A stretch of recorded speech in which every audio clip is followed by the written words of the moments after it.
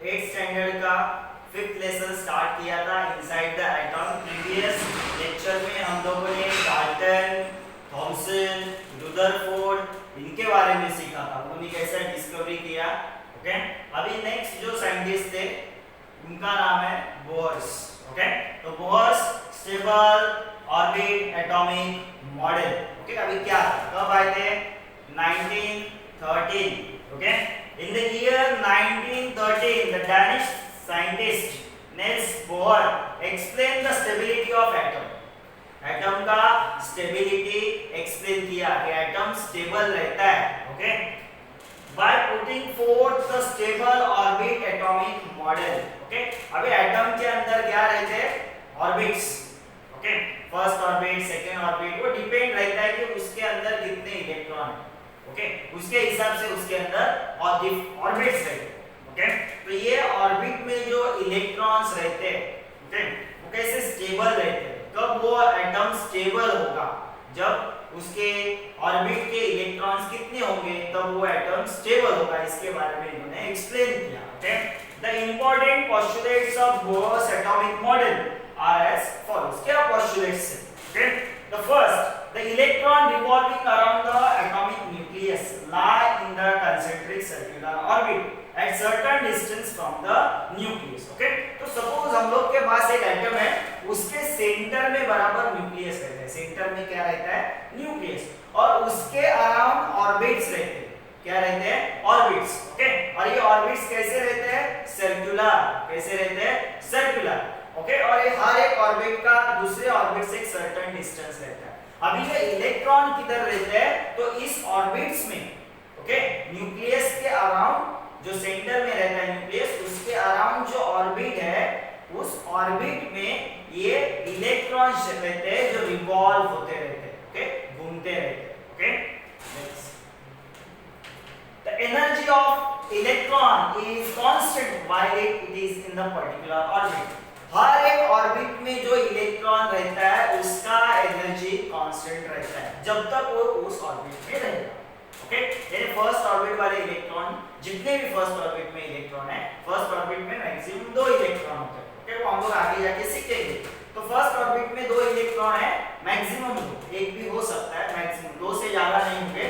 तो 2 इलेक्ट्रॉन जो रहेंगे फर्स्ट ऑर्बिट में, उनका एनर्जी सेम रहेगा। सेकेंड ऑर्बिट वाले जो इलेक्ट्रॉन्स है उन सबका एनर्जी क्या रहेगा? सेम। ओके, नेक्स्ट है उन्होंने दिया है when the electron jumps from inner orbit to outer orbit. अगर इलेक्ट्रॉन जंप होता है inner orbit to outer orbit, okay, यानी किसी एक एटम है, उसके कितने ऑर्बिट्स है? 3 ऑर्बिट्स है। तो सेकेंड ऑर्बिट का इलेक्ट्रॉन अगर थर्ड ऑर्बिट में जा रहा है, ओके, या फिर थर्ड का सेकेंड में जा रहा है, ऐसा, to outer orbit it absorbs the energy equal to the difference of the energy level। okay, suppose the electron कहां से जा रहा है? inner orbit से outer orbit में। normally inner orbit से outer orbit में अगर जा रहा है तो क्या करेगा? वो energy absorb करेगा। okay, अभी वो कितना energy absorb करेगा? equal to the difference of its energy level। उस 2 energy level में, यानी सेकेंड एंड थर्ड ऑर्बिट का जो एनर्जी लेवल है उसमें जो डिफरेंस रहेगा उतना वो एनर्जी एब्सॉर्ब करेगा। यानी अगर सेकेंड ऑर्बिट में है तो उसको अगर थर्ड ऑर्बिट में जाना है तो एक सर्टेन एनर्जी लगेगा। तो वहां तक जाने के लिए जितना एनर्जी चाहिए, पहला तो उसके अंदर एनर्जी रहेगा। ओके, और अगर उसको एनर्जी चाहिए, वो कितना एनर्जी चाहिए उतना वो एनर्जी एब्सॉर्ब करेगा और नेक्स्ट ऑर्बिट में जाएगा। तो जितना उसको एनर्जी नेक्स्ट ऑर्बिट में जाने के लिए चाहिए उतना ही वो एब्सॉर्ब करेगा। and when it jumps from the outer orbit to inner orbit, अगर outer orbit से inner orbit में jump कर रहा है, यानी थर्ड ऑर्बिट से, सपोज 3 ही ऑर्बिट है, थर्ड ऑर्बिट से सेकंड ऑर्बिट में जंप कर रहा है, it emits the energy, वो एनर्जी एमिट करेगा, बाहर डालेगा। ओके, emits the energy या फिर लॉस करेगा। emits the energy equal to the difference of its energy level। तो वो क्या करेगा? एनर्जी लॉस करेगा, एमिट करेगा। ओके, इनर ऑर्बिट से आउटर ऑर्बिट में जा रहा है तो एनर्जी एब्सॉर्ब करेगा, उसको ज्यादा एनर्जी लगेगा। ओके, क्योंकि अंदर वाले ऑर्बिट का एनर्जी क्या रहेगा? कम। अगर आउटर ऑर्बिट से इनर ऑर्बिट जा रहा है, यानी आउटर ऑर्बिट वाले जो इलेक्ट्रॉन है उनका एनर्जी ज्यादा है, इनर ऑर्बिट वाले जो इलेक्ट्रॉन है उनका एनर्जी क्या है? कम। तो आउटर ऑर्बिट से इनर ऑर्बिट में जाना है, तो ऑलरेडी उसके पास ज्यादा एनर्जी है, ओके, तो उस ऑर्बिट में फिट होने के लिए खुद के अंदर का एनर्जी क्या करेगा, एमिट करेगा। यानी कि आपको इससे क्या समझता है कि अंदर वाले ऑर्बिट जो रहेंगे उनका एनर्जी, इलेक्ट्रॉन का एनर्जी कम है, बाहर वाले ऑर्बिट वाले इलेक्ट्रॉन का एनर्जी ज्यादा है। तो यहाँ पे देखो, यहाँ पे ये एटम का स्ट्रक्चर है, ये है न्यूक्लियस, जिसमें क्या रहता है, प्रोटॉन एंड न्यूट्रॉन भी होते हैं। तो प्रोटॉन दिखा है, पॉजिटिव चार्ज रहता है, इसके लिए प्लस दिखा है। ये फर्स्ट शेल है, ये देखो, ये सेकेंड शेल है, ये ऐसा पूरा राउंड होता है, यहाँ पे नंबर लिखा है, ओके, इसके लिए ये थर्ड फोर्थ शेल, ओके। अभी फर्स्ट शेल का नाम है के, सेकेंड शेल का एल, एम, एन, ऐसा उनका नाम है, ओके। तो ये आगे देखो, ये न्यूक्लियस पॉजिटिवली चार्ज, ये first shell K, L, M, N shell, okay. तो ऐसे शेल के नाम। Some more atomic models were put forth after the Bohr's atomic model. Bohr's का एटॉमिक मॉडल आने के बाद बोर्स ने क्या बताया कि एटम रहता है, उसके अंदर न्यूक्लियस है, ठीक है, ये पहले भी पता था, और उसके अंदर क्या रहते हैं, ऑर्बिट्स रहते हैं, और उस ऑर्बिट में इलेक्ट्रॉन्स मूव होते रहते हैं, ओके, और हर एक ऑर्बिट का एनर्जी लेवल अलग-अलग होता है। अभी इसके बाद भी बहुत सारे एटॉमिक मॉडल है। Atomic structure was studied at the depth with the advent of new branch of science called the quantum mechanics, okay, ये quantum mechanics एक साइंस का अलग ब्रांच है, डिटेल में अगर आप स्टडी करने जाएंगे तो। with all those some well accepted fundamental principles of atomic structures are follows। बाद में भी एटम के ऊपर बहुत डेप्थ में पूरा डिटेल में स्टडी किया गया और एक सर्टेन एटॉमिक मॉडल, एक एटॉमिक मॉडल बनाया गया। वो आगे क्या है वो हम लोग आगे देखेंगे। Atomic structure, okay. अभी यहाँ पे हम लोग देखेंगे कि प्रॉपर्ली एटॉमिक स्ट्रक्चर क्या होता है। क्या दिया उन्होंने, atom is form from the nucleus and the extra nuclear part. Atom किससे बना रहता है, nucleus and extra nuclear part, okay. Nucleus तो आप लोगों ने देखा, ठीक है, बीच में है न्यूक्लियस। एक्स्ट्रा न्यूक्लियर पार्ट क्या है, okay. This contains three types of subatomic particle. Extra nuclear part यानी क्या है, वो आगे है, ओके। एक्स्ट्रा न्यूक्लियर पार्ट यानी ऑर्बिट है, उसके अंदर इलेक्ट्रॉन्स है, ये सब एक्स्ट्रा न्यूक्लियर पार्ट, न्यूक्लियस को छोड़ के अलग। अभी इसमें क्या रहते हैं, तीन सब एटॉमिक पार्टिकल रहते हैं एटम के अंदर। फर्स्ट है न्यूक्लियस, ओके। क्या है nucleus, the atomic nucleus is positively charge. ये तो हम लोगों ने देखा पॉजिटिवली चार्ज है, क्यों, क्योंकि उस न्यूक्लियस के अंदर क्या है, protons. Almost entire mass of the atom, okay, ये बहुत इंपॉर्टेंट है, ओके। एटम का जितना भी मास होता है वो उसके न्यूक्लियस में कंसेंट्रेट होता है, उसके न्यूक्लियस में होता है। कहां पे होता है, उसके न्यूक्लियस में। The nucleus contain two types of subatomic particle, okay. Nucleus के अंदर भी दो सब एटॉमिक पार्टिकल है, okay.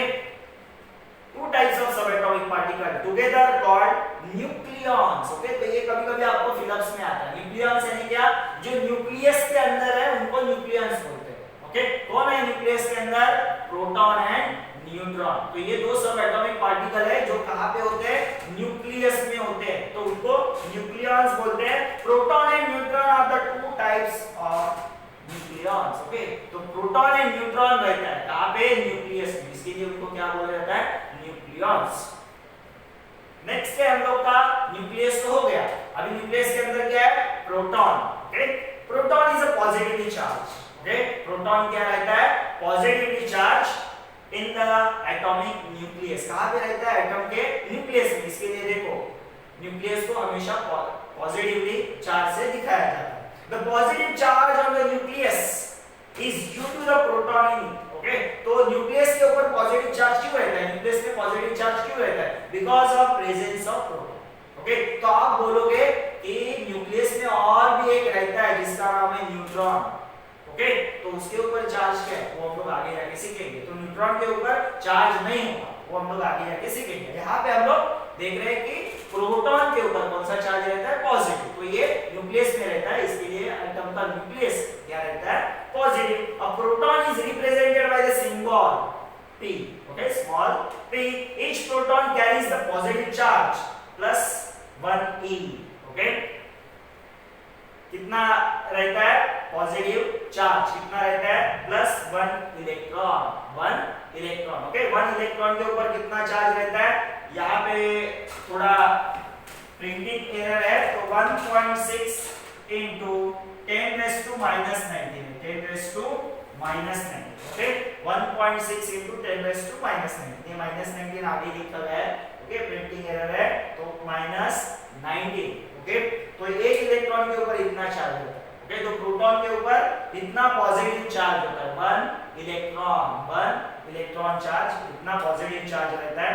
When the total positive charge on the nucleus is expressed, जब न्यूक्लियस का टोटल पॉजिटिव चार्ज बताना होता है, एक्सप्रेस करना होता है in the unit E, its magnitude is equal to the number of proton in the nucleus, okay तो जितना प्रोटॉन के ऊपर न्यूक्लियस में कितना चार्ज है वो बताने के लिए नंबर ऑफ प्रोटॉन दिया जाता है, जितने नंबर ऑफ प्रोटॉन उतना पॉजिटिव चार्ज, जितने नंबर ऑफ प्रोटॉन उतना उस एटम के न्यूक्लियस के अंदर पॉजिटिव चार्ज। अगर नंबर ऑफ प्रोटॉन 4 है तो एटम के न्यूक्लियस के अंदर पॉजिटिव चार्ज कितना है, 4।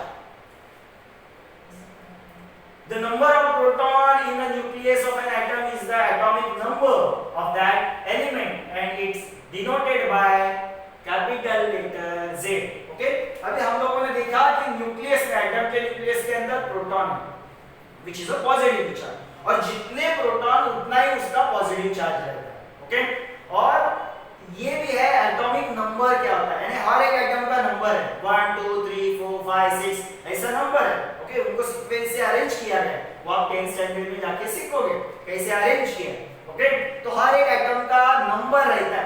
अभी ये नंबर एटम को किससे आता है, तो वो आता है नंबर ऑफ प्रोटॉन्स, जितने प्रोटॉन न्यूक्लियस में रहेंगे उतना उस एटम का नंबर, अगर नंबर ऑफ प्रोटॉन न्यूक्लियस में 2 है तो एटम का नंबर 2, नंबर ऑफ प्रोटॉन अगर 100 है तो एटम का नंबर 100, नंबर ऑफ प्रोटॉन अगर 60 है तो एटम का नंबर 60, ओके और वो डिनोट किया जाता है, ओके एटॉमिक नंबर डिनोट किया जाता है Z से, ओके ये इंपॉर्टेंट कांसेप्ट है।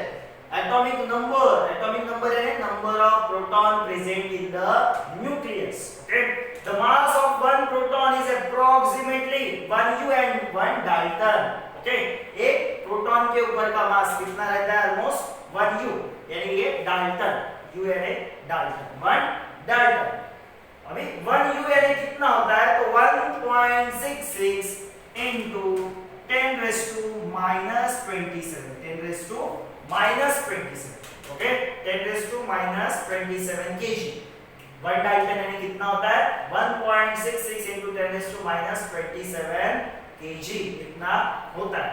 The mass of one hydrogen atom is also approximately, एक हाइड्रोजन एटम का मास कितना होता है, 1 डाल्टन, कितना होता है, 1 डाल्टन। तो ये हो गया प्रोटॉन के बारे में। नेक्स्ट अपना है न्यूट्रॉन, वो भी कहाँ पे रहता है, न्यूक्लियस में। Neutron is electrically neutral, okay उसके ऊपर चार्ज नहीं होता और उसको डिनोट किया जाता है सिंबल स्मॉल n से, न्यूट्रॉन को डिनोट किया जाता है सिंबल स्मॉल n से, उसके ऊपर चार्ज नहीं होता, इसके लिए न्यूक्लियस में जो भी चार्ज है वो आता है because of proton. The number of neutron in the nucleus is denoted by the symbol n, okay number of neutron in the nucleus उसको कैसे डिनोट किया जाता है, n से। The atomic nuclear of all the element except hydrogen, ये बहुत important है, okay atomic nuclear of the all the element, जितने भी एलिमेंट्स है, ओके उन एलिमेंट्स के सब एलिमेंट्स के न्यूक्लियर में क्या रहता है, न्यूट्रॉन्स रहता है प्रोटॉन के साथ। सब एलिमेंट्स के न्यूक्लियस में न्यूट्रॉन रहता है प्रोटॉन के साथ, सिर्फ किसमें न्यूट्रॉन नहीं होता, हाइड्रोजन को छोड़ के बाकी सब एलिमेंट्स में न्यूट्रॉन्स होते हैं प्रोटॉन के साथ, ओके सिर्फ एक हाइड्रोजन ऐसा एलिमेंट है जिसमें सिर्फ प्रोटॉन होते हैं, क्या होते हैं, प्रोटॉन, और वो प्रोटॉन कितने हैं, 1, प्रोटॉन एंड इलेक्ट्रॉन होते हैं, प्रोटॉन 1 इलेक्ट्रॉन 1, न्यूट्रॉन उसमें नहीं होता, ओके बहुत इंपॉर्टेंट है याद रखो, ओके हाइड्रोजन में न्यूट्रॉन नहीं होते, okay with the atomic mass 1 U, hydrogen का एटॉमिक मास 1 U है, contain neutron. The mass of a neutron is approximately 1 U, okay तो प्रोटॉन 1 यू ही है, 1 डाल्टन ही है। ओके, तो जितना प्रोटॉन का मास है उतना ही अप्रोक्सीमेटली न्यूट्रॉन का मास होता है। तो दोनों का मास ऑलमोस्ट सेम होता है, कभी कभी थोड़ा वेरी हो सकता है, which is almost equal to that of the proton। तो न्यूट्रॉन एंड प्रोटॉन का मास approximately सेम ही है। Extra nuclear part, the extra nuclear part in the atomic structure includes electron revolving around the nucleus and the empty space in between the nucleus of the electron। okay, extra nuclear part में क्या आता है? Electron. क्या आता है? Electron revolving around the nucleus and the empty space between the nucleus and the electron। Electron orbit में रहता है। ओके, तो ऑर्बिट और ऑर्बिट ये उसका न्यूक्लियस और ये ऑर्बिट, तो ऑर्बिट और न्यूक्लियस उसके बीच में जो एम्प्टी स्पेस रहता है उसको और इलेक्ट्रॉन को, इसको क्या बोला जाता है? Extra nuclear part. क्या बोला जाता है? Extra nuclear part.